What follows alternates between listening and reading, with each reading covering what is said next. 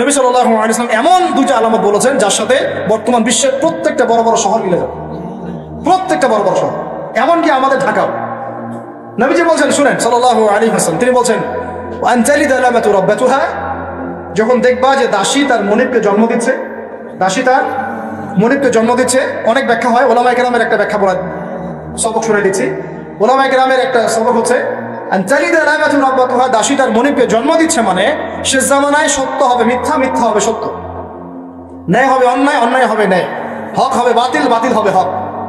মানে আমানতদার তাকে বলবে খেয়ানতকারী, খেয়ানতকারীকে বলবে আমানত, মানে উল্টায় যাবে মানদণ্ডটা। এটা হচ্ছে দাসী মনিবকে জন্ম দিচ্ছে, কারণ আসলে দাসী মনিবকে জন্ম দেয় না। আরেক শ্রেণীর ওলামায়ে কেরাম তারা বলেছেন যে এর অর্থ হচ্ছে এমন যে পিতা মাতার সাথে দাস দাসীর মতো আচরণ করা, এটা একটা ব্যাখ্যা। তো এরপরে দেখেন এই আলামতটা মিলে যায় না আমাদের সোসাইটির সাথে, সমাজের সাথে, বিশ্বের সাথে, মানদণ্ড উল্টাই গেছে না। আরেকটা যেটা, এটা আপনার সামনে চোখ খুলে দিন। দ্বিতীয়টা তিনি বলছেন ওয়ান তারাল হুফাতাল উরাতাল আলাতা রিয়াশাই ইয়াতাতাওয়ালুনা ফিল বুনিয়ান, যখন তোমরা দেখবে, ঢাকাবাসী শুনেন, যখন তোমরা দেখবা সমাজের নগ্ন পদের, মানে স্যান্ডেল কেনার টাকা ছিল না, একদমই ভোগা নাঙ্গা স্যান্ডেল কেনার টাকা, তাহলে কত মানে নিচেতে চিন্তা করো, নগ্ন পদের নগ্ন দেহের, মানে দেহে কাপড় পরার টাকা ছিল না, অর্থ ছিল, সামর্থ্য ছিল না, এবং রাখাল ছিল, রিয়াশাই পশুপালন করতো রাখাল, এরা ইয়াতাতাওয়ালুনা ফিল বুনিয়ান, এরা উঁচু উঁচু বিল্ডিং নির্মাণ করবে না, বরং উঁচু উঁচু বিল্ডিং নির্মাণের প্রতিযোগিতা করবে। কিয়ামতের অন্যতম একটা নিদর্শন হচ্ছে যাদের পায়ে স্যান্ডেল ছিল না, গায়ে কি ছিল না, কাপড় ছিল না, রিয়াশাই রাখাল শ্রেণীর মানুষ ছিল, এরকম নিম্ন শ্রেণীর মানুষেরা উঁচু উঁচু বিল্ডিং নির্মাণের কি করবে, প্রতিযোগিতা। আপনার 10 আমার 15, আপনার 15 আমার 16, আপনার 4টা ফ্ল্যাট আমার 5টা, আপনার 2টা বাড়ি আমার গুলশান বনানী বাড়িধারা এগুলো মিলে 4টা 5টা বাড়ি, ইয়াতাতাওয়ালুনা ফিল বুনিয়ান। কিন্তু শুরুতে দেখবেন এদের পায়ে কিছুই ছিল না, স্যান্ডেলও ছিল না, গায়ে কাপড়ও ছিল না। এটা কিয়ামতের অন্যতম শ্রেষ্ঠ একটা নিদর্শন, যেটার মধ্যে পুরো এই বিশ্বটা এখন ডুবে আছে। আমি একটা প্রশ্ন করি, এখন আপনাদেরকে উত্তর দেন দেখি, কিভাবে হালাল পথে এরকম শ্রেণীর মানুষেরা এত উঁচু উঁচু বিল্ডিং নির্মাণের প্রতিযোগিতা করতে পারে? কিভাবে সম্ভব, কিভাবে সম্ভব বলেন? আপনি দুজন কি এখন 50 তলা বিল্ডিং নির্মাণের প্রতিযোগিতা করতে পারবেন এখন এই অবস্থায়? এখন আমাদের কনক্লুশন শুনেন, এটা সম্ভব 3টা মাধ্যমে। কটা মাধ্যম? এক, হয় অন্যের সম্পদ গুন্ডাগিরি করে, জুলুম করে, ওই মারামারি কাটাকাটি দাঙ্গা হাঙ্গামা করে দখল করতে হবে, জুলুম করে। এক, এটা হচ্ছে না, সমাজে হয় নাই, ভূমিদস্যু নাই, হরহ দাপট দিয়ে সব দখল করে ফেলতেছে। পরকালে কোনো ভয় নাই, আল্লাহ পাক যে কাঁধের মধ্যে 7 তবক জমি চাপাই দিবে, এটা ভয় নাই। মানে মানুষের, আল্লাহ পাক আমাদেরকে হেদায়েত দান করে না, আমিন। মানুষের চিন্তা এখন এমন জায়গায় গেছে, লাস্ট টাইম আমি উত্তরবঙ্গে একটা সফর করেছিলাম, ছেলে পেলে মানুষকে ঠকায় ভিসার প্রতারণা করে মানুষকে মানব পাচার করতেছে, এটা একটা চক্র ধরা পড়ছে। তো এই চক্রের একজনের সাথে আমাদের একদিনই ভাই কোনোভাবে একটা কথা হয়েছে, দাওয়াত দিচ্ছে, সে মসজিদে নামাজ পড়তে আসছে, জিজ্ঞাসা করছে কি করেন, বলছে আমরা এরকম ভিসার এগুলো ব্যবসা ট্যাবসা। তো বলছে এগুলো হারাম, তা আপনাকে আল্লাহকে ভয় করে না, ভয় লাগে না, বুঝছেন কথা? তাদের কথাটা এরকম, আমরা জানি ভাই আমরা জাহান্নামে যাবো, নাউজুবিল্লাহ। মানে চিন্তা করছেন কথাটা লেভেলটা কি? আমরা তো জানি ভাই আমরা জাহান্নামে যাবো, মেরেই নিছি আমরা, নাউজুবিল্লাহ। তো এই অবস্থা চলে আসছে। তো এইভাবে মানুষের জমি দখল করে হতে পারে একটা পদ্ধতি। 2 হচ্ছে সুদের মাধ্যমে। কিসের মাধ্যমে? সুদের মাধ্যমে। এটা হচ্ছে একটা জাজল্যমান একটা মিসাল হতে পারে যুগের জন্য। এর মধ্য দিয়ে নগ্ন পদের নগ্ন দেহের মানুষরা উঁচু উঁচু বিল্ডিং নির্মাণ করতে পারে। প্রত্যেকটা বড় বড় বিল্ডিং এর পিছনে, ইটের পিছনে, প্লাস্টারের পিছনে, একেবারে রডের পিছনে সুদ আছে, সুদ আছে। এমনকি আমি ধরেন যে একটা জায়গায় ভাড়া থাকি, ফ্ল্যাট নিয়ে একটা ভাড়া থাকি, ওই ভাড়া তো আমাকে দিতে হচ্ছে না, ওই ভাড়া হয়তো দেখা যাবে ফ্ল্যাট মালিকরা যারা আছে ওরা নিয়ে ওদের সুদের লোন শোধ করতেছে। এটা সেই যুগ হয়ে গেল যে আমি সুদ থেকে বাঁচতে চাচ্ছি, কিন্তু কোনো না কোনো ভাবে আমিও জড়াই যাচ্ছি, বুঝতে পারতেছেন? আপনি খাচ্ছেন না, কিন্তু আপনাকে আপনার রিজিককে পুঁজি করে আপনি সমর্থন করতেছেন, বা আপনাকে করতে হচ্ছে, বাধ্য হয়ে যাচ্ছেন আপনার। আর একটা ওয়ে হতে পারে, সেটা হলো একটা কি হতে পারে বলেন? আমি তো একটা বলে দিলাম, একটা বললাম অন্যায় দুর্নীতির মাধ্যমে, একটা হচ্ছে কি সুদের মাধ্যমে, একটা হচ্ছে জুলুমের মাধ্যমে। কিসের মাধ্যমে? জুলুমের মাধ্যমে অন্যের সম্পদ আত্মসাৎ করে উঁচু উঁচু বিল্ডিং নির্মাণ করা সম্ভব। তাহলে এখন আমাকে বলেন, এই পুরো সিচুয়েশনের মধ্যে আমরা পড়ে আসি না? না। তাহলে আমরা কি, আমাদের একটু রমজান মাসে নিজেদের নিয়ে ফিকির করা উচিত না? যে আমরা যে পরিস্থিতির মধ্যে আছি এটাকে বোঝার চেষ্টা করা উচিত।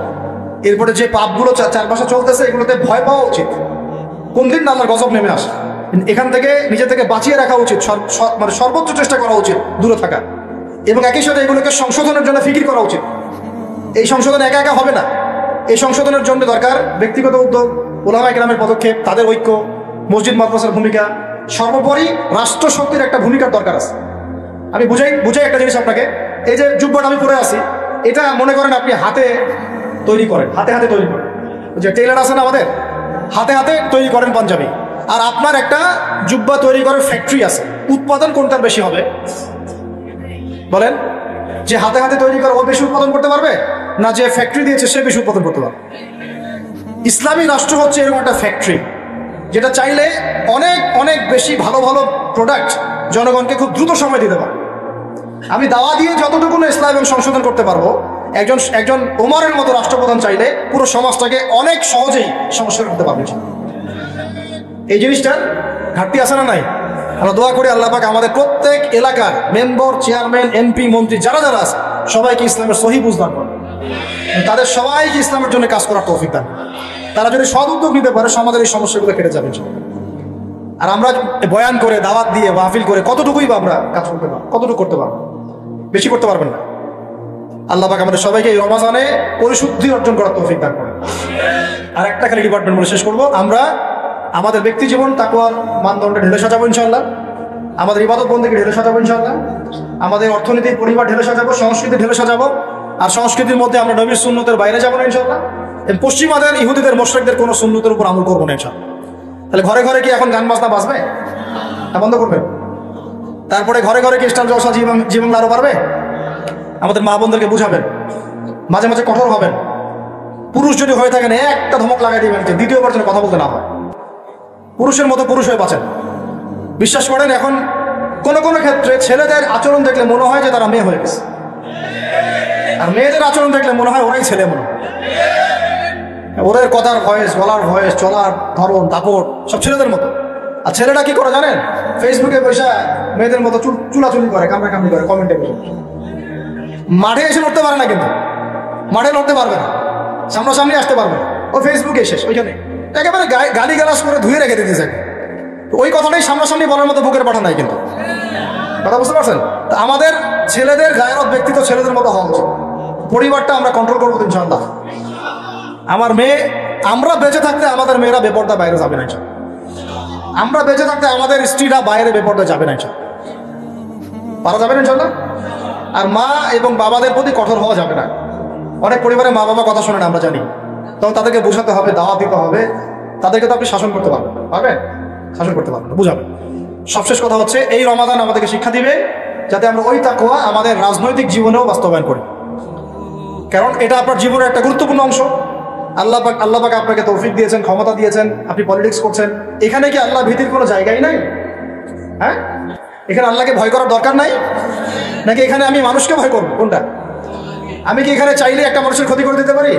একটা মিথ্যা মামলা ধরা দিতে পারি? আমি চাইলে একটা মাজলুমের প্রতি, দুর্বলের প্রতি জুলুম করতে পারি? নাকি আল্লাহ পাক আমাকে যে দায়িত্ব দিয়েছেন এটাকে আল্লাহর পথে কাজে লাগাবো? কোনটা করবো? এটাই হচ্ছে পলিটিক্যাল লাইফ। আপনারা অনেকে বলেন ইসলাম এক জিনিস, পলিটিক্স আরেক জিনিস, অথচ সূরা বাকারার শুরুর দিকে আপনি পাবেন ওয়াইয ক্বালা রাব্বুকা লিল মালায়েকা ইন্নী জাঈলুন ফিল আরদি খলিফা। আদম আলাইহিস সালামকে আল্লাহ পাক দুনিয়াতে পাঠিয়েছেন আল্লাহর কি হিসেবে? খলিফা হিসেবে। খলিফা কে? যে আল্লাহর খেলাফা বাস্তবায়ন করে সে। আল্লাহর খেলাফা কি? আল্লাহর বিধান অনুযায়ী সমাজ চালানোই হচ্ছে আল্লাহর খেলাফা। বুঝাতে পারলাম না? আদম আলাইহিস সালাম কি হিসেবে এসেছেন? উত্তর, খলিফা হিসেবে। খলিফা কাকে বলে? যে আল্লাহর খিলাফা বাস্তবায়ন করে। আল্লাহর খিলাফা কি? আল্লাহর বিধান দিয়ে আল্লাহর জমিন শাসন করা, এটাই খিলাফা। তাহলে ইসলামে পলিটিক্স নাই? শুরুতেই তো পলিটিক্যাল কনসেপ্ট পাচ্ছে না। আমরা সবাই আল্লাহর খলিফা নই? আমরা সবাইকে আল্লাহর খলিফা না? আল্লাহর খলিফা হিসেবে আমাদের দায়িত্ব কি? শয়তানের বিধান বাস্তবায়ন করা না আল্লাহর বিধান বাস্তবায়ন? এটা হলো আমাদের পলিটিক্যাল হেদায়েত কোরআন থেকে। আল্লাহ রাব্বুল আলামিন আমাদের সবাইকে কথাগুলো বোঝার তৌফিক দান। শেষ করার আগে আমরা একটু নিয়াত করি, এই রমাদানে ইনশাআল্লাহ আমরা সময়কে সর্বোচ্চ মূল্যায়ন করবো। 2 নাম্বার, মানসিক, শারীরিক, আত্মিক প্রস্তুতি নিব যে রমাদান আসতেছে, একটা গোল্ডেন অপরচুনিটি আমার সামনে আসতেছে। 3 নাম্বার, এই রমজানে আমার প্রধান পাঠ্য বই হবে আল কোরআন। কারণ শাহরুর রমাদান আল্লাযী উনজিলা ফীহিল কোরআন, এই রমাদান সেই মাস যে মাসে কি নাযিল হয়েছে? কোরআন নাযিল হয়েছে। তো আল্লাহ পাক আমাদের সবাইকে রমজান মাসে বেশি বেশি কোরআন তেলাওয়াত করার তৌফিক দান করেন, কোরআনের অর্থ পড়ার তৌফিক দান করেন, এর আদেশ মানার তৌফিক দান করেন, এর নিষেধ ছাড়ার তৌফিক দান করেন, কোরআনের দাওয়াত মানুষের কাছে পৌঁছানোর তৌফিক দান করেন এবং কোরআনের সমাজ বাস্তবায়নের তৌফিক দান করেন। 4 নাম্বার হচ্ছে রমাদান মাসে আমরা একেবারে ভরপেট খাবো না ভাই, ঠিক আছে ভাই? নিয়ত করলাম তো ইনশাআল্লাহ। পুষ্টিকর খাবার, পরিমিত খাবার এবং ফ্রেশ খাবার, পুষ্টিকর খাবার, পরিমিত খাবার এবং ফ্রেশ খাবার। এর বাইরে গেলে আপনি ফিজিক্যালি দুর্বল হয়ে যাবেন, যে আমরা দুর্বল হয়ে গেছি এখন এই ভেজাল খাইতে খাইতে। প্রতিদিন আমরা বিষ খাচ্ছি, বিষ। কেমনে যে আমরা বাইচে আছি আল্লাহই ভালো জানে, সিরিয়াসলি বলতেছি। খাবারের যে অবস্থা, কেমনে যে আমরা বাইচে আছি আল্লাহই ভালো জানে। এই অধিদপ্তরগুলো যারা নিয়ন্ত্রণ করেন তারা যদি আইনের সুশাসন নিশ্চিত করতে পারতেন, মোবাইল কোর্ট বসায় বসায় ওমরের মতো শাস্তি দিতে পারতেন, কারো সাহস ছিল না খাবারে ভেজাল ঢুকায়। জাতিকে মেরে ফেলতেছে, জাতিকে মেরে ফেলতেছে, ছেলে বাচ্চাদেরকে মেরে ফেলতেছে, বাচ্চাদের ব্রেন ডেভেলপমেন্ট হতে দিচ্ছে না। আমি তো প্যারেন্টিং নিয়ে পড়াশোনা করেছি অনেক, বাচ্চাদের ব্রেন ডেভেলপমেন্ট হতে দিচ্ছে না। খাদ্যে বাচ্চাকে কি কিনে দেন? চিপস কিনে দেন, চকলেট কিনে দেন, এটা কিনে দেন, সবই বিষ, বিষাক্ত জিনিস, সব বিষাক্ত। আমরা কি খাই? ফাস্টফুড, পিৎজা, বার্গার, রাস্তাঘাটে সব বিষাক্ত জিনিস। চাল ডাল তেল লবণ যা যা খাচ্ছেন মশলা, এর মধ্যে দেখবেন মিশাই দিছে ইটের গুঁড়া, ভুসি। এটা নিয়ে আমি আলাদিন কথা বলুন ইনশাআল্লাহ, অর্থনীতি নিয়ে। মানে এমন একটা অবস্থা যে নতুন করে ইসলামী অর্থনীতি প্রতিষ্ঠা করতে হবে এখন মনে হচ্ছে। আপনারা ব্যবসা করার নিয়ত করেন, হালাল পণ্যের ব্যবসা করেন, মানুষকে ভালো কিছু খাওয়ান, ভালো কিছু দেন, দেখবেন জাতি বাঁচবে ইনশাআল্লাহ এবং আপনারও কাস্টমার বাড়বে ইনশাআল্লাহ। কারণ আমরা সবাই ফ্রেশটাই তো চাই, 10 টাকা বেশি দিয়ে হইলেও সেটাই কিনবো ইনশাআল্লাহ। আল্লাহ পাক আমাদেরকে রমজান মাসে পরিমিত খাবার তৌফিক দান করেন, পুষ্টিকর খাবার খাওয়ার তৌফিক দান করেন এবং বেহিসাব রিজিক দান করেন। আমি 5 নাম্বার হচ্ছে রমজানে আমরা তারাবি সালাত জামাতে পড়বো ইনশাআল্লাহ। রাকাত সংখ্যা নিয়ে গন্ডগোল হবে জানি, আমাদের কথা আমরা বলে দিচ্ছি। তারাবির নামাজ 1 নম্বর জামাতে পড়বো, 2 নম্বর 20 রাকাত পড়বো। কেউ যদি বলে আমি কম পড়ি, বলবেন ওকে পড়েন, কোনো সমস্যা নেই, আপনি পড়েন, কোনো সমস্যা নেই। কেউ যদি বলে আমি আরো বেশি পড়ি, পড়েন, সমস্যা নেই, 40 রাকাত পড়েন আপনি, কোনো সমস্যা নেই। আমরা 20 রাকাত পড়ি, জামাতে পড়ি। কিন্তু সমস্যা তখন হবে যখন আপনি বলবেন আমাদের 20 রাকাতটা বেদাত। যদি এই কথাটা বলেন তাহলে সমস্যা হবে, তখন আমাদের সাথে মাদ্রাসায় বসতে হবে। আর আমি তো বলছি মাদ্রাসায় এরা বসবে না, কোথায় বসতে চাই? অনলাইনে। অনলাইনে তো আর আপনি বই ঘুরে ঘুরে ধরাইতে পারবেন না। মাদ্রাসায় বসলে তো কিতাবাদি ধরাইতে পারবেন। রেফারেন্স দিচ্ছে যে বইগুলা, ওই বইগুলা খালি পিছনে থাকবে, বলতে হবে খুঁজে নিয়ে আসেন বইটা কোথায় আছে, ব্যাস করলো খেলা, আর কিছু করা লাগবে না। তো যাই হোক, ওইদিকে আমরা যাচ্ছি না, আল্লাহ পাক আমাদের সহিহ বুঝ দান করেন। আমরা আমাদের মাসলাকে আছি, জামাতে সালাত পড়বো ইনশাআল্লাহ, তারাবি সালাত, খতমে কোরআন পড়বো ইনশাআল্লাহ এবং চেষ্টা করবো 20 রাকাত পড়ার ইনশাআল্লাহ। কেউ যদি বলে এটা বেদাত, তখন আমাদের সাথে বসাই দিন, ওলামা কেরামের সাথে বসাই দিন। মনে রাখবেন, উসমান রাদিয়াল্লাহু আনহু যদি 2টা আযান দিতে পারেন জুমার, আমি আবু তো আদনানে দিতে কোনো সমস্যা নেই। ওমর ইবনে খাত্তাব যদি 20 টাকা তারাবি পড়তে পারেন নিজে, আমার মতো হাজার হাজার মানুষের পড়তে কোনো সমস্যা নেই। আমরা সাহাবীদের চেয়ে বেশি দিন বুঝি না। মা আনা আলাইহি ওয়া আসহাবি আল-ইয়াউম আলাইকুম বিসুন্নতি ওয়া সুন্নতি খুলাফায়ে রাশিদিন মাহদিয়িন মিন বা'দি। এই হাদিসগুলো শোনাই দিবেন। আল্লাহর রাসূলের সুন্নাহ যেমন আমরা ফলো করব, সাহাবীদের সুন্নাহও ফলো করতে হবে। এটা বোঝা যাচ্ছে কি? সাহাবীরা হচ্ছে মানদণ্ড আমাদেরকে, নবীকে পাওয়ার মানদণ্ড কারা? সাহাবীরা। সোজা কথা, এটা নিয়ে তো বাহাসের কিছু নাই। সাহাবীদেরকে বাদ দিয়ে আপনি নবীকে মানতে পারবেন কিভাবে? বলেন কথা। আব্দুল্লাহ বিন ওমর, আব্দুল্লাহ বিন মাসউদ রাদিয়াল্লাহু আনহু আজমাইন, আবু বকর, ওমর, ওসমান, আলী রাদিয়াল্লাহু আনহু আজমাইন, তাদের চেয়ে কি আমরা ইসলাম বেশি বুঝবো? কখনো সম্ভব? তাদের মধ্য দিয়ে আমরা নবী সাল্লাল্লাহু আলাইহি ওয়াসাল্লামকে অনুসরণ করব, বাস, সিম্পল। এটা হলো খায়রুল কুরুন। আল্লাহ পাক আমাদেরকে কথাগুলো দিলের কান দিয়ে বোঝার তৌফিক দান করেন। 6 নম্বর কথা হচ্ছে ভাই, রমজান মাসে বেশি বেশি মানুষকে ইফতার করাবেন, রাজি আছেন ইনশাআল্লাহ? 7 নম্বর, রমজান মাসে সমস্ত ফরজিয়াত আদায় করব, স্পেশালি নামাজের সাথে যাকাত। নামাজের সাথে ওই যে ব্যবসায়ীদের কথা তো বলছিলাম, বহু ব্যবসায়ী আছেন আপনারা, মিলসের মালিক, ফ্যাক্টরির মালিক, ইন্ডাস্ট্রির মালিক, যাকাত দেন না। হিসাব করে বের করেন যাকাত কত টাকা। একজনের যাকাত দিয়ে একটা গ্রামের মানুষকে খাওয়ানো যাবে? এই যাকাত না দিয়ে কবরে যায় না আল্লাহর রাস্তায়। সাপ ঠকাবে, সাপ। কি ঠকাবে? গলায় যে সাপ পেঁচাই দিবে আল্লাহ পাক। সূরা তাওবায় আছে, আমি এমনি বলছি না। সূরা তাওবায় না নাকি অন্য একটা জায়গা, ভুলে গেল। এই রেফারেন্সটা ভুল হতে পারে, আমি পরে চেক করে দেখবো সব। সূরা তাওবায় আছে, এই সম্পদগুলোকে গলানো হবে। কি করা হবে? গলানো হবে। গলায় যে মুখে, পিঠে, গায়ের সব জায়গায় শেক দেওয়া হবে। আর সম্ভবত হাদিসে আছে যে হাদিসে আছে গলার মধ্যে সাপের আকার ধারণ করবে, কপালে ছবল মারবে, নাউযুবিল্লাহ। কেউ যদি অক্সফোর্ড, কেমব্রিজ, হার্ভার্ড থেকে পাশ করে আসে, এসে বলে যে পর্দা এটা সেকেলে প্রথা, ওই যুগে চলতো, এই যুগে চলে না, এই ব্যক্তিকে আমরা জ্ঞানী বলতে পারি না। কেউ যদি বাইরে থেকে বড় ডিগ্রি এসে বলে যে ইসলাম আসলে এই যুগে চলে না, ওই যুগে চলতো, সুদের মধ্যেই আছে অগ্রগতি আর প্রগতি, ফ্রি মিক্সিং ভালো জিনিস, ছেলে মেয়ে একসাথে পথ চলবে, খারাপ কিছু না, মাদকদ্রব্য খাওয়াই যায়, মানুষ মাদকদ্রব্য খেলে ভালো কাজ করার উৎসাহ পাবে, সমকামিতা একটা বাক স্বাধীনতা, ব্যক্তি স্বাধীনতা, এরকম কথাবার্তা যদি কেউ বলে, আল্লাহর হালালগুলোকে হারাম করে দেয়, হারামগুলোকে হালাল করে নেয়, এই ব্যক্তি বা এই সম্প্রদায়কে আমরা জ্ঞানী বলতে পারি না। কারণ তাদের জ্ঞান তাদেরকে আল্লাহ থেকে দূরে সরিয়ে দিয়েছে।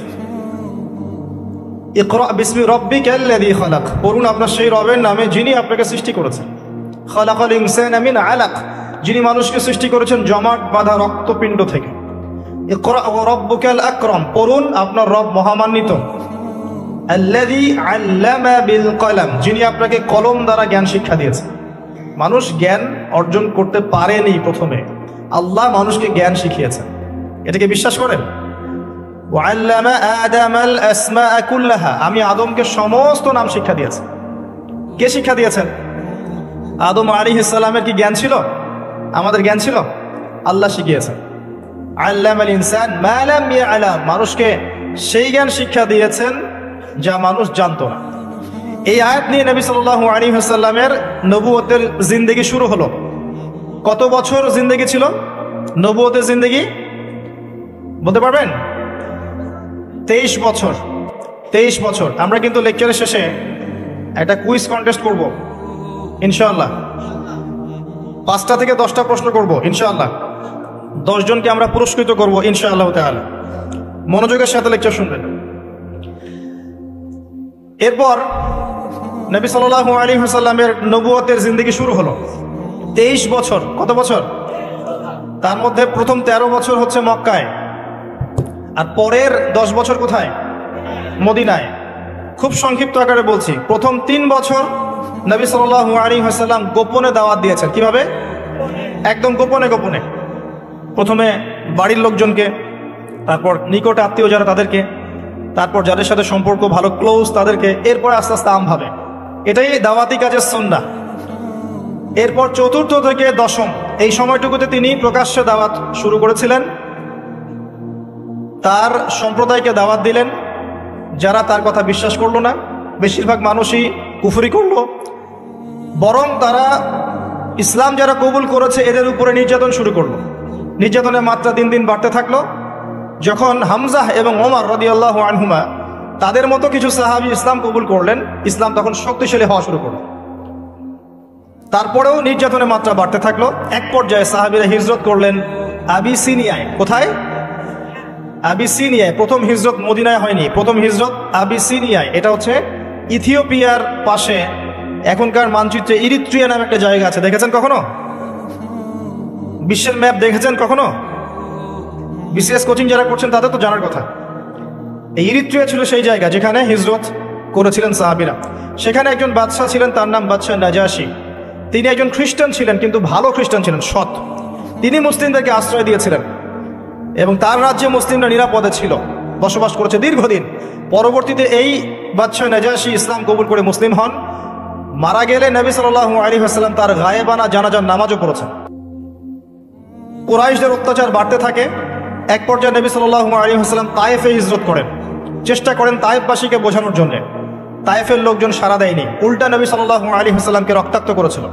তিনি ফিরে আসেন মক্কায়। আবারও মক্কায় ফিরে আসার পরে অল্প দিনের ব্যবধানে, বেশি দিন না, মাত্র অল্প দিন, 3 দিন 7 দিন, কেউ বলেছে 3 মাস, এইটুকু ব্যবধানে প্রথমে চাচা আবু তালেব, তারপরে স্ত্রী খাদিজা রাদিয়াল্লাহু আনহা, তারা ইন্তেকাল করেন। এবং নবী সাল্লাল্লাহু আলাইহি ওয়াসাল্লামের এই শেষ আশ্রয়স্থল আবু তালেব, সেটাও শেষ হয়ে যায়। তার স্ত্রী খাদিজা রাদিয়াল্লাহু আনহা আল্লাহর কাছে চলে যান।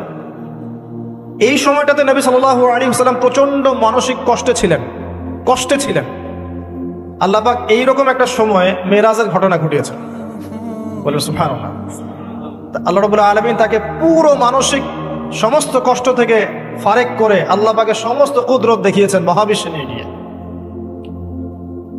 যদিও বা তার আগের 3 বছর সাহাবীদেরকে বয়কট করা হয়েছিল। 3 বছর গাছের ছাল পাতা খেয়ে সাহাবীরা থেকেছেন শিয়ারে আবু তলেব নামক জায়গায়। এরপর বয়কট তুলে নেওয়া হয়। তারপর এই আমুল হুজুন আসে। এর পরের বছর ইয়াসরিব বা মদিনা থেকে 6 জন যুবক এসে ইসলাম কবুল করে, বলে সুবহানাল্লাহ। তাদের নেতা ছিলেন আসআদ বিন জুরারাহ রাদিয়াল্লাহু আনহু। তিনি ফিরে যান মদিনায়। পরের বছর আবার 6 জনকে নিয়ে আসেন, টোটাল 12 জন। এই 12 জন মুসলিম হয়ে আবার মদিনায় ফিরে যান। এই 12 জনের সাথে আল্লাহর নবী সাল্লাল্লাহু আলাইহি ওয়াসাল্লাম একজন সাহাবীকে পাঠিয়ে দেন দায়ী হিসেবে। তার নাম মুসআব বিন উমাইর রাদিয়াল্লাহু আনহু। মুসআব বিন উমাইর রাদিয়াল্লাহু আনহু। প্রশ্ন কিন্তু আসবে, ভালো করে মনে রাখতে থাকেন। এরপরে মুসআব বিন উমাইর রাদিয়াল্লাহু আনহু এই 12 জন সাহাবীর সাথে যান মদিনায়। মদিনার আগের নাম ছিল ইয়াসরিব। কি নাম? ইয়াসরিব। এর পরের বছর মোট 75 জন, 73 জন পুরুষ আর 2 জন নারী, আউস এবং খাজরাজ গোত্রের, তারা আসেন। এসে নবী সাল্লাল্লাহু আলাইহি ওয়াসাল্লামের হাতে হাত রেখে বায়াত করেন। মহিলারা হাতে হাত রাখে নাই, পুরুষেরা হাতে হাত রেখেছিল। আমাদের নবীজি মহিলাদের হাতে কখনো হাত রেখে বায়াত করার নাই। এখন অনেক ভণ্ড পীর দেখা যায় মহিলাদের হাতে হাত রেখে বায়াত করাচ্ছে। মহিলারা হাত ধরে বায়াত করাতে হয়? মহিলারা মৌখিক বায়াত করবে।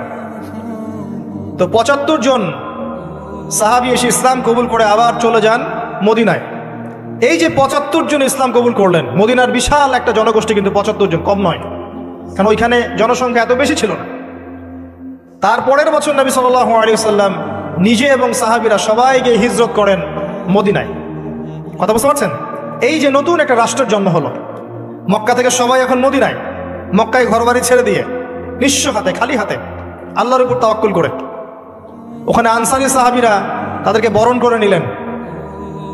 এমনভাবে বরণ করলেন যে কারো যদি 2টা জমি থাকে, একটা জমি দিয়ে দিয়েছে, কারো 2টা বাড়ি থাকলে একটা বাড়ি দিয়ে দিয়েছে। এমনভাবে বরণ করে নেন। নতুন রাষ্ট্র হলো। নবী সাল্লাল্লাহু আলাইহি ওয়াসাল্লাম সেখানে মদিনা সনদ করলেন। ওখানকার সাথে চুক্তি হলো, ওখানকার জনগণের সাথে চুক্তি হলো, এবং আমরা শান্তিপূর্ণ একটা রাষ্ট্র পেলাম। এরপর নবী সাল্লাল্লাহু আলাইহি ওয়াসাল্লাম সেখানে অর্থনীতি সমৃদ্ধ করতে লাগলেন, সামরিক বাহিনী সমৃদ্ধ করতে লাগলেন, অস্ত্রশস্ত্র সবকিছু হতে লাগলো। একটা রাষ্ট্রের যা যা প্রয়োজন সবকিছু সেখানে হতে লাগলো। এক পর্যায়ে আবু সুফিয়ানের বাণিজ্যিক কাফেলাকে আক্রমণকে কেন্দ্র করে বদরের যুদ্ধ হয়ে গেল। আর এই বদরের যুদ্ধে আমরা অল্প সংখ্যক সৈন্য নিয়ে বড় বাহিনীর বিরুদ্ধে জয়লাভ করলাম। ইসলামের ইতিহাসে প্রথম সশস্ত্র যুদ্ধ। কথা বুঝতে পারছেন? এর পরের বছর হলো উহুদ, যে যুদ্ধে আমরা প্রায় জিতে গিয়েছিলাম। আমাদের একটা ভুলের কারণে সাময়িক বিপর্যয়ের সম্মুখীন হলাম। আমরা উহুদের সাময়িক বিপর্যয়ের সম্মুখীন হলাম। 70 জন সাহাবী শহীদ হয়ে গেল। আমাদের নবীজি স্বয়ং নিজেও সেই যুদ্ধে মার খেয়েছেন একটা ভুলের কারণে। সেখান থেকে নামবে না, সাহাবীরা কয়েকজন নেমে এসেছিলেন। ব্যাস, পড়ে দেখবেন, সব বলে দেব না। এর পরের বছর খন্দক। খন্দকের যুদ্ধে 3-4 মাস অবরোধ করে রাখা হয় মদিনাকে। শেষমেশ তারা কিছুই লাভ করতে পারলো না, ফিরে চলে গেল। এরপর থেকে মুসলিমরা আক্রমণাত্মক যুদ্ধ শুরু করলো। একে একে বিভিন্ন গাজওয়া এবং সারিয়া হতে লাগলো। মুসলিমরা সমৃদ্ধ হতে লাগলো, সম্পদ বাড়তে লাগলো, জনবল বাড়তে লাগলো, অর্থনীতি সমৃদ্ধ হতে লাগলো, অস্ত্রশস্ত্র বাড়তে লাগলো। সব ডিপার্টমেন্ট থেকে আমরা রাইজ করতে লাগলাম। শুধু তাই না, পররাষ্ট্র নীতিও ইমপ্লিমেন্ট করা হলো। বিভিন্ন রাষ্ট্রপ্রধানদের কাছে চিঠি পাঠানো হচ্ছে।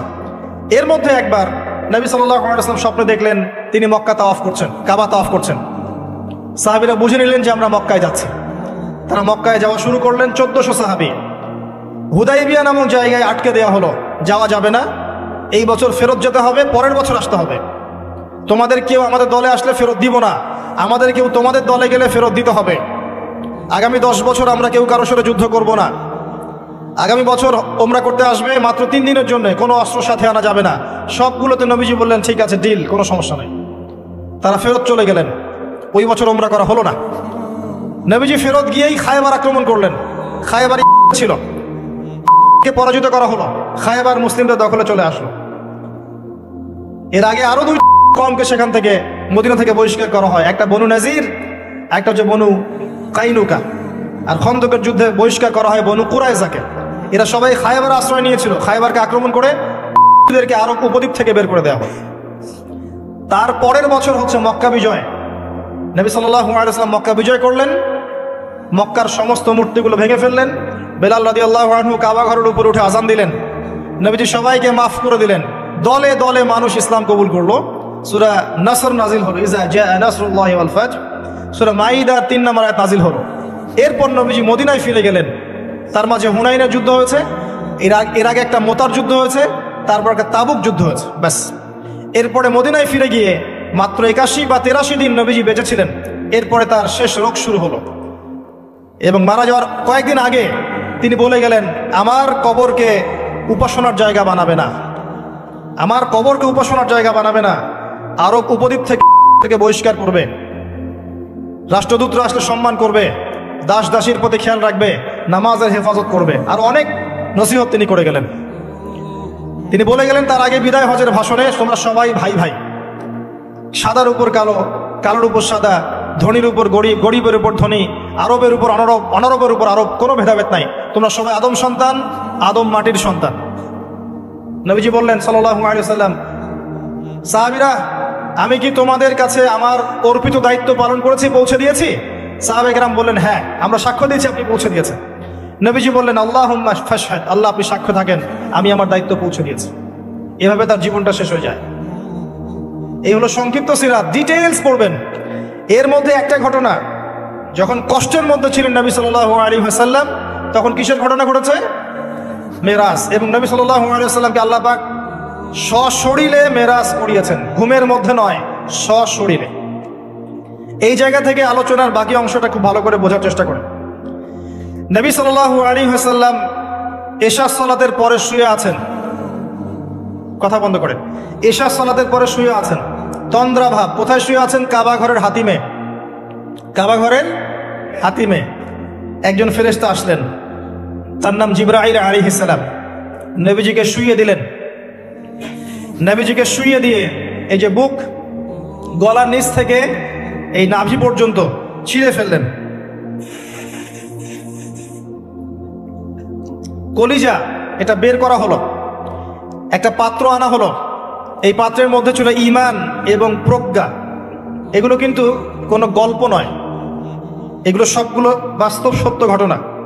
এটা নবী সাল্লাল্লাহু আলাইহি ওয়াসাল্লামের জীবনে ঘটেছে। এগুলোর ব্যাখ্যা কি, এগুলো কি সায়েন্টিফিক কিনা, এগুলোর পিছনে দর্শন কি, যুক্তি কি, এগুলো আমাদের আজকের আলোচনার বিষয় নয়। কারণ আমি অনেক দিন আলোচনা করেছি যে সায়েন্স আপনাকে সব কিছুর ব্যাখ্যা দিতে পারবে না। কোনো কিছু সায়েন্স দিয়ে প্রমাণ হলেই বিশ্বাস করব, না হলে করব না। এই চেতনার নাম শিরক। এটা আধুনিক যুগের শিক্ষা শিরক। এটা আধুনিক যুগের শিক্ষা ক্ষেত্রে শিরক, যে সায়েন্স কিছু প্রমাণ করলে বিশ্বাস করব, না করলে করব না। এটাতে আমি বিশ্বাস করি না, আমাদের বিশ্বাস করা উচিত নয়। সায়েন্সকে জিজ্ঞাসা করবেন রূহ কাকে বলে, please give us the definition of রূহ। রূহের ডেফিনেশন দেন, রূহ কাকে বলে, কত প্রকার কি কি, আত্মা কাকে বলে, কত প্রকার কি কি। সায়েন্সের প্যান্ট খারাপ হয়ে যাবে। কথা কি বুঝতে পারছেন? রূহের ডেফিনেশন দিতে পারবে না। জিজ্ঞাসা করবেন স্বপ্ন কাকে বলে, মানুষের স্বপ্ন মাঝে মাঝে সত্য হয় কিভাবে, ব্যাখ্যা দিতে পারবে না। যদি বলেন মানুষ ঘুমায়, ঘুমের একটা পূর্ণাঙ্গ ব্যাখ্যা দেন, দিতে পারবে না। যদি বলেন যে কবরের আযাবের ব্যাখ্যা দেখ, পারবে না। জিন জাতির ব্যাখ্যা দেখ, পারবে না। মালায়েকার ব্যাখ্যা দেখ, পারবে না। তাদের দৌড় একটা জায়গা পর্যন্ত, সেটা হলো বিগ ব্যাং থেকে মহাবিশ্ব সৃষ্টি হয়েছে। সব কিছু কি ওখানে শেষ হবে? যে আগে কিছুই ছিল না, হঠাৎ বিস্ফোরণ হয়েছে, বাস পৃথিবী সৃষ্টি হয়ে গেছে। অনেক সিম্পল জিনিসের ব্যাখ্যাই সে দিতে পারেনি। তাহলে আমরা কেমন করে ধরে নিলাম যে সায়েন্স কিছু প্রমাণ করলে সত্য, না করলে সত্য না? এটা কে বললো আপনাকে? এটা সবচেয়ে বড় শিক্ষা ক্ষেত্রে শিরক হচ্ছে এখন। কারণ যদি জ্ঞানতাত্ত্বিক এপিস্টেমোলজি ঠিক না থাকে, তার পুরো জ্ঞান চর্চায় শিরক হবে। তাই আমি এখানে এই আলোচনা করতে যাচ্ছি না যে এটা সায়েন্টিফিক ব্যাখ্যা ইত্যাদি। আমি জাস্ট ঘটনাটা বলছি, এর পিছনে শিক্ষাগুলো বলবো। বুক চিরে ফেলা হয় এবং কলিজাটা বের করে একটা পাত্র আনা হয় স্বর্ণের, এর মধ্যে ঈমান এবং প্রজ্ঞা ছিল। ঈমান এবং প্রজ্ঞা কি, এর আকার আকৃতি কেমন, আল্লাহ ভালো জানেন। সবকিছু সায়েন্টিফিক হবে না যে কঠিন তরল বায়বীয়।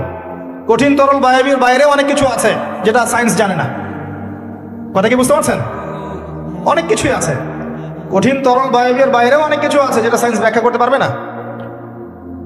ঈমান এবং প্রজ্ঞার এই পাত্রে কলিজাটা ডুবানো হয়, ধুয়ে পরিষ্কার করে আবার আগের জায়গায় ফিট করে দেওয়া হয়। আনাস রাদিয়াল্লাহু আনহু, বিখ্যাত সাহাবী, প্রায় 10 থেকে 12 বছর নবী সাল্লাল্লাহু আলাইহি ওয়াসাল্লামের খেদমত করেছেন।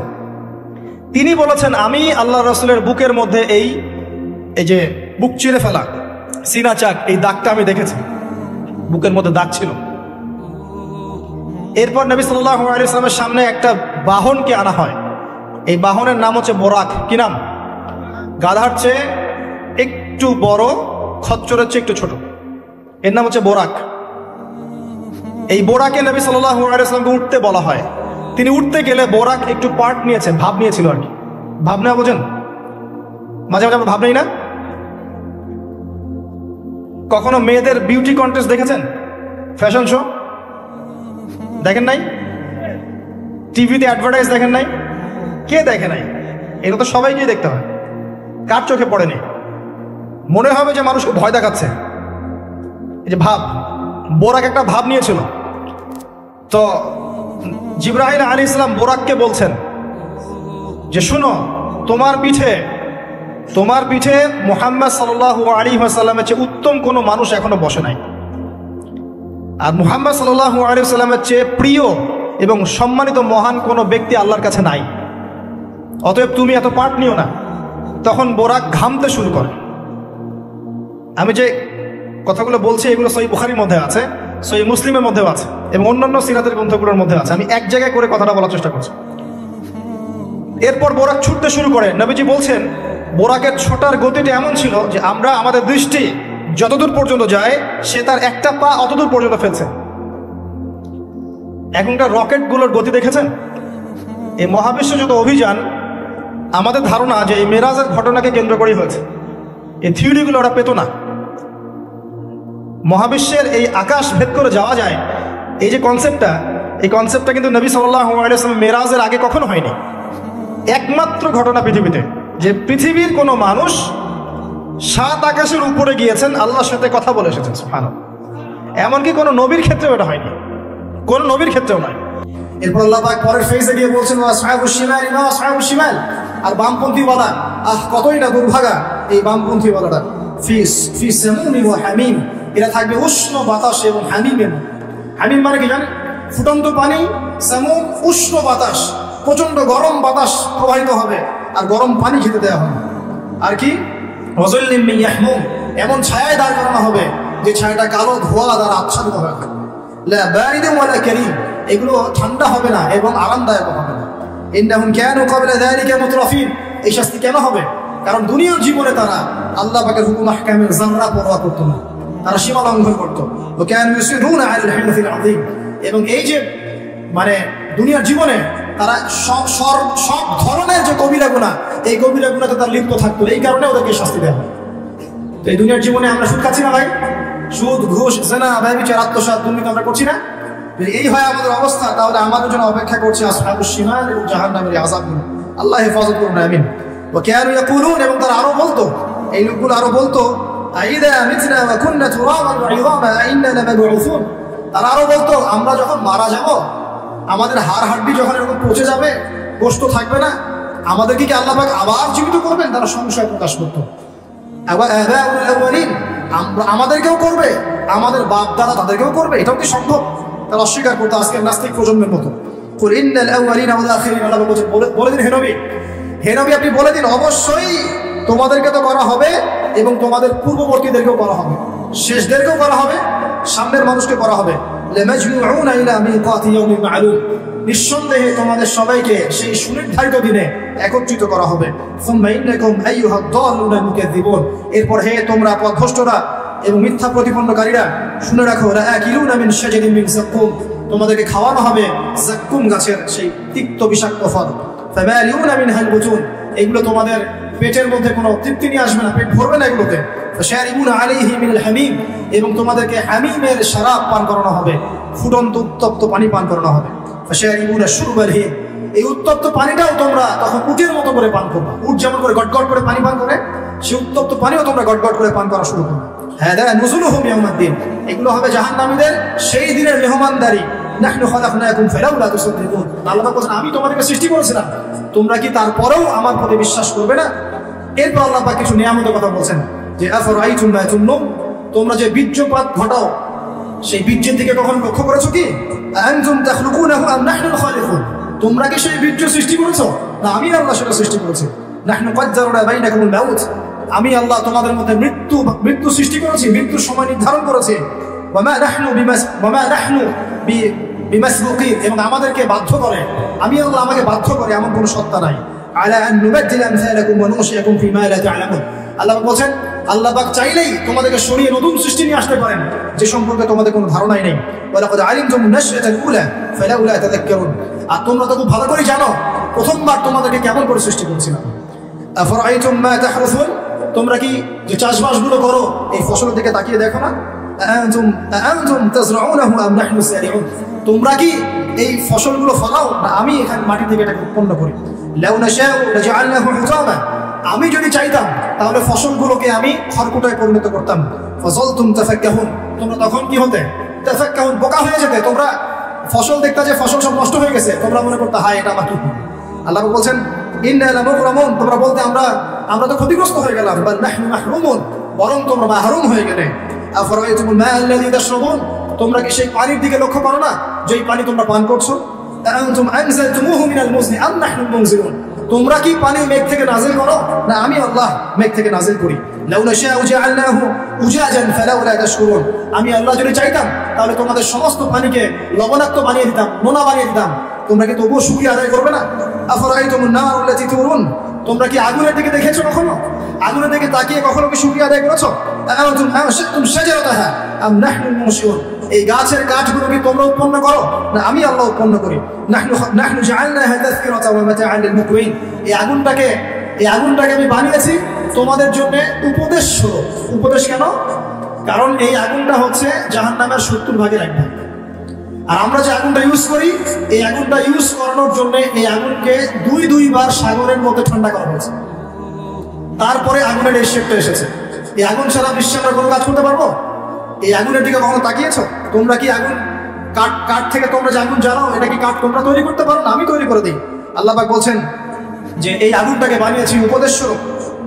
নাহনু জাআলনাহা তাযকিরাতান, এটাকে উপদেশ বানিয়েছি, মাতাআন লিল মুকওয়িন, এবং তোমাদের জন্য ভোগোপকরণ বানিয়েছি। ফাসাব্বিহ বিসমি রাব্বিকাল আযীম, যদি আল্লাহ পাকের সমস্ত নিয়ামতগুলো তোমরা স্বীকার করে থাকো তাহলে এখনই বলো সুবহান রাব্বিয়াল আযীম, সুবহানা রাব্বিয়াল আযীম। আমরা কোথায় বলি এটা? নামাজের রুকুতে। দেখুন কোথায় আমরা কি বলছি, যার অর্থ কি, কার সাথে কত বিষয় সম্পৃক্ত আছে, দেখেছেন? এরপর আল্লাহ বলছেন ফালা উকসিমু বিমাওয়াকি'ন নুজুম, প্রথমে যেটা বললাম আমি কসম করছি নক্ষত্রের অবস্থান স্থলের। ওয়া ইন্নাহু লাকাসামুন লাউ তা'লামুন আযীম, নিশ্চয়ই এটা একটা বড় কসম যদি তোমরা জানতে। ইন্নাহু লাকুরআনুল কারীম, নিশ্চয়ই এটা হচ্ছে কুরআনুল কারীম। ফি কিতাবিন মাকনুন, এটা মাকনুন কিতাবে আছে। লা ইয়ামাসসুহু ইল্লাল মুতাহহারুন, পবিত্রতা অর্জনকারী ছাড়া এটাকে স্পর্শ করতে পারে না। তানযীলুম মির রাব্বিল আলামিন, এটা রব্বুল আলামিনের পক্ষ থেকে নাযিল করা হয়েছে। আফা বিহাদিল হাদীসি আনতুম মুদহিনুন, তোমরা কি এই হাদিসটাকে অস্বীকার করছো, এড়িয়ে যাচ্ছ? ওয়া তাজআলুনা রিজকাকুম আন্নাকুম তুকাযযিবুন, অস্বীকার করাটাকে রিজিক বানিয়ে নিয়েছো। ফালাউলা ইযা বালাগাতিল হুলকুম, কখনো নয় যখন তোমাদের কণ্ঠের মধ্যে প্রাণ চলে আসবে। ওয়া আনতুম হিনা ইলাইহি তানজুরুন, সে সময় তোমরা ফেলফেল করে তাকিয়ে থাকবে। ওয়া নাহনু আকরাবু ইলাইহি মিনকুম ওয়ালাকিন লা তুবসিরুন, আল্লাহ পাক বলছেন আমি আল্লাহ ওই মাইয়িতের কাছে থাকি তোমাদের চাইতে, তোমরা বুঝতে পারো না, তোমরা জানো না। তারজিউনাহা ইন কুনতুম সাদিকিন, তোমরা যদি সত্যবাদী হও ওর প্রাণটা ফিরিয়ে নিয়ে আসো। সবশেষ কথা হচ্ছে, সবশেষ কথা আল্লাহ পাক বলছেন ফাআম্মা ইন কানা মিনাল মুকাররাবিন, এই মৃত্যুবরণকারী মানুষ যদি ওই অগ্রগামীদের অন্তর্ভুক্ত হয়, অর্থাৎ দুনিয়াতে সে যদি প্রতিটা কাজ আল্লাহ পাকের হুকুম আহকাম তার রাসূলের সুন্নাহ অগ্রগামীদের মতো করে তাহলে তার জন্য থাকবে ফারাউহুন ওয়া রাইহান ওয়া জান্নাতুন নাঈম, তার জন্য থাকবে বিশ্রাম নেওয়ার জায়গা, কবরে বিশ্রাম, ওয়া রাইহান, যত ভোগোপকরণ আছে সব আল্লাহ দিবেন, ওয়া জান্নাতুন নাঈম, এবং স্বাচ্ছন্দ্যে ভরা একটা জান্নাত, চিরস্থায়ী জীবন আল্লাহ পাক দিবেন। এটা এক নম্বর শ্রেণী। 2 ওয়া আম্মা ইন কানা মিন আসহাবিল ইয়ামিন, আচ্ছা অগ্রগামী না হয়েও যদি সে ডানপন্থী বলা হতে পারে তাহলে ফাসালামুন লাকা মিন আসহাবিল ইয়ামিন, তাহলে ডানপন্থী ওয়ালাদের জন্যও সালাম আল্লাহর পক্ষ থেকে থাকবে। সালামুন আলাইকুম তিবতুম খালিদিনা ফিহা আবাদা, তোমরা এখানে চিরস্থায়ী হবে। আর 3 নম্বর ওয়া আম্মা ইন কানা মিনাল মুকাদ্দিবিন, আর যদি অগ্রগামী হতে না পারো, ডানপন্থী ওয়ালাও হতে না পারো, যদি তোমরা মিথ্যা প্রতিপন্নকারীদের অন্তর্ভুক্ত হও, আর দাল্লিন যারা পথভ্রষ্ট, ফানুজুলুম মিন হামিম, তাহলে তোমাদের জন্য থাকবে হামিম ফুটন্ত পানি, ওয়া তাসলিয়াতুল জাহিম, এবং জাহান্নামের মর্মান্তিক আযাব প্রবেশ। ইন্না হাযা লাহু হাক্কুল ইয়াকিন, আর এটা কোনো খেলতামাশা নয়, মিথ্যা কথা নয়, হাক্কুল ইয়াকিন, এটা হচ্ছে ধ্রুব সত্য কথা। অতএব ফাসাব্বিহ বিসমি রাব্বিকাল আযীম, তোমরা সবাই এই রব্বিয়াল আযীম, এই আযীম মহান রবের তাসবিহ পাঠ করো এবং বলো সুবহানা রাব্বিয়াল আযীম। আমরা সবাই বলি সুবহানা রাব্বিয়াল আযীম। সূরা ওয়াকিয়ার মধ্যে আল্লাহ রাব্বুল আলামিন প্রথমে কি বলেছেন? কিয়ামতের ভয়াবহতার কথা, তিন শ্রেণীর মানুষের কথা, যার ডানপন্থী বলাদেরকে আল্লাহ কি নিয়ামত দিবেন, অগ্রগামীদেরকে কি নিয়ামত দিবেন, বামপন্থীদের কি অবস্থা হবে, এবং কোরআন কেন্দ্রিক আমাদের কাজগুলো কি। আল্লাহ রাব্বুল আলামিন এভাবে আমাদের প্রত্যেককে প্রত্যেকটা সূরা খুঁটে খুঁটে পড়ার তৌফিক দান করুন, ব্যাখ্যা সহ পড়ার তৌফিক দান করুন, বিশ্লেষণ করার তৌফিক দান করুন। আমাদের সবাইকে আল্লাহ পাক কোরআনওয়ালা বানিয়ে দিন, হাদিসওয়ালা বানিয়ে দিন, নবী সুন্নাহওয়ালা বানিয়ে দিন, এবং এই দুনিয়ার জীবনে কোরআন এবং সুন্নাহকে কেন্দ্র করে আমাদের সবাইকে এগিয়ে যাওয়ার তৌফিক আল্লাহ পাক দান করুন।